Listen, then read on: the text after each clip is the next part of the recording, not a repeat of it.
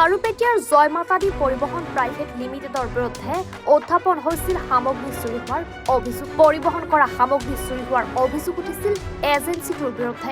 দলগাঁও আৰক্ষী থানাৰ অন্তৰ্গত 1/2 নং বৰুৱাজাৰৰ খুৰছিদ আলম নামৰ যুৱ ব্যৱসায়ী এজনে কলিকতাৰ গুপ্তা এণ্টাৰপ্ৰাইজৰ পৰা 660 কেজি পেপাৰ প্লেট ক্ৰয় কৰে আৰু জয়মাতাদী পৰিবহণ প্ৰাইভেট লিমিটেড নামৰ এজেন্সিৰ যোগেৰে খাৰুপেটীয়ালৈ পঠিয়ায়। পিছে এজেন্সিৰ পৰা সামগ্ৰীখিনি সংগ্ৰহ কৰিবলৈ গৈ হতচকিত হৈ পৰে খুৰছিদ আলম। সামগ্ৰীখিনিৰ বেছিভাগ পেকেট আছিল ফটাচিঙা। সেয়ে ক্ৰয় কৰা বস্তু চুৰি হোৱাৰ সন্দেহ হোৱাত ব্যৱসায়ীজনে ওজন কৰি দিবলৈ কৈছিল যদিও এজেন্সিৰ লোকে ওজন কৰি দিবলৈ অস্বীকাৰ কৰাৰ লগতে ব্যৱসায়ীজনক গালি-গালাজ কৰাৰো অভিযোগ উত্থাপন হৈছে। খাৰুপেটীয়া আৰক্ষী থানাত ভুক্তভোগীয়ে এজাহাৰ দাখিল কৰিছে। আৰক্ষীৰ নিৰ্দেশ মতে সামগ্ৰীখিনি ওজন কৰা তোলাল ভয়ংকৰ তথ্য। 660 কেজি সামগ্ৰীৰ পৰা 40 কেজি সামগ্ৰী কম ওলোৱাত হতভম্ব হৈ পৰিছে যুৱ ব্যৱসায়ীজন। পুনৰ আইনৰ দ্বাৰস্থ হ'ব বুলি জানিবলৈ দিয়ে যুৱ ব্যৱসায়ীজনে। নাৰায়ণ দাস, এটা কোনটো এজেন্সি হয়? জয়মাতাজি ট্ৰান্সপোৰ্ট পৰিবহন প্ৰাইভেট, জয়মাতাজি পৰিবহন প্ৰাইভেট লিমিটেড। খুৰছিদ আলমৰ লগত কি হৈছে ঘটনাটো একচুৱেলি? কি মানে সেই তেখেতে আগত কিবা মাল লৈ আহিছে, তেতিয়া মালটো অনাৰ পিছত চিৰা ফাটা আছে কাঁইবিলাক। তেখেতে আমি কৈছোঁ যে মালটো আছে লৈ যাওক। তেখেতে থানাত এজাহাৰ দিছে, মাল ফাটা ফুটা আছে, মাল শ্বৰ্ট আছে, এইবিলাক কৈছে। তাই আমাৰ অচি ছাৰে মাতিছে, মাতাৰ পিছত আমি অচি ছাৰে কৈছোঁ যে কিবা শ্বৰ্ট টৰ্ট হ'লে আমি মেনেজ কৰি দিম। এইটোৱে। পিছত কি ওলাল ওজনত? 20 কেজি নেকি, কত 40 কেজি। 40 কেজি শ্বৰ্ট আছে। এইটো কেনেকৈ শ্বৰ্ট হ'ল? এইটো কেনেকৈ শ্বৰ্ট হ'ব আমি ক'ব নোৱাৰোঁ। এইটো পইচা দি দিম। এইটো পইচা মই দি দিম, ডেমেজটো। শ্বৰ্ট হয়তো হা, পইচা দি দিম। দুই পক্ষ আলোচনা হৈছে নেকি? কৈছোঁ তাৰ লগত কৈছোঁ আমি। আপুনি কি শ্বৰ্টটোৰ মানে দামটো দি দিব? দামটো পইচাটো দি দিম যিমানখিনি হয়। একচুৱেলি কেনেকৈ কম হ'ল এইটো এইটো আমি কওঁ। আপোনাৰ এই যে ইয়াতে লিখা আছে 660 কেজি, পাৰ্টিয়ে লিখিছে এইটো। এইটোৰ ওপৰত বিলটি বনাইছে, বুজি পাইছে? এইটোৰ ওপৰত বিলটি বনাইছে।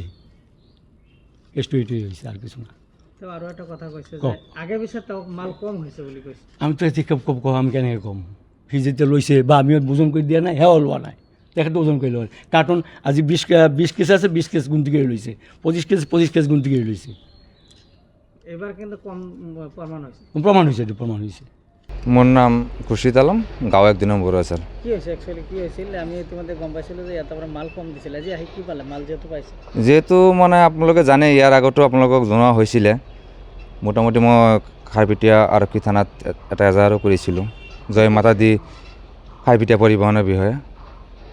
মানে একচুৱেলি মোৰ সন্দেহ হৈছিলে মালখিনি কম হোৱা বুলি। যিহেতু আগে পিছে মোৰ মালখিনি কম হৈয়ে আছে, এইখিনি কথা মই সিহঁতক জনাওঁ, কিন্তু সিহঁতৰ ৰেছপন্স নিদিয়াৰ কাৰণে মই আৰক্ষীৰ সহায় ল'ব লগা হ'ল।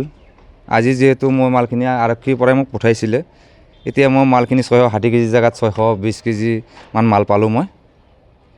তাৰপিছত সেইটো কথাটো ক'লোঁ, 40 কেজি মালটো মোৰ ইয়াৰ পৰা নাই। আৰু এতিয়া কি কৰিব? বৰ্তমানে কৈছে 40 কেজি নাই যদি কোম্পানীত লিখিম, বা যদি তোমালোকে লোৱা তেনেকৈ। মই কৈছোঁ আগৰ এইখিনি কি হ'ব? আৰু যিহেতু 9 তাৰিখৰ পৰা মোৰ মালখিনি ইয়াতে পৰি আছে, মোক মালটো দিয়া নাই। CC কৰিব লাগে আৰু কিবা কিবি মোক হাৰাশাস্তি দি আছে। CC আনিব লাগে, অমুক আনিব লাগে। যিহেতু মোৰতো ইণ্ডাষ্ট্ৰিখনতো লেবাৰো আছে, সিহঁতেও বহি আছে। মই মালখিনি দোকানত দিব পৰা নাই, সেইকাৰণে পাৰ্টিৰ পৰা পইচাও উঠাব পৰা নাই। এইখিনি মোক কোনে দিব? আৰু আগে পিছে যে মই মালখিনি হেৰাইছে, এইখিনি কোনে দিব? আগে পিছেও হেৰাইছে। মই মালখিনি যিহেতু বিক্ৰী কৰি কিনি মালখিনি মই লাভ কি কৰিম? মই প্ৰতিবাৰ লছহে ভৰি আছোঁ। এতিয়া যিহেতু মই আইনৰ সহায় লৈছোঁ, মোৰ এটা বিশ্বাস আইনে ইয়াৰ প্ৰতি ল'ব। যিহেতু মই ডিপাৰ্টমেণ্টক জনাম এতিয়া কথাটো যে মোৰ এইখিনি মাল কম আছে, যিহেতু মোক কাগজো দিছে। মোটামুটি এতিয়া মোক 40 কেজি মাল কম, এনেকৈতো কম হৈয়ে আছে। ইয়াতে নিশ্চয় ইয়াৰ পৰা চুৰ হয়ে, সঁচা কথাটো ওলাই গ'ল আজি। Bureau report, any Bharat 24।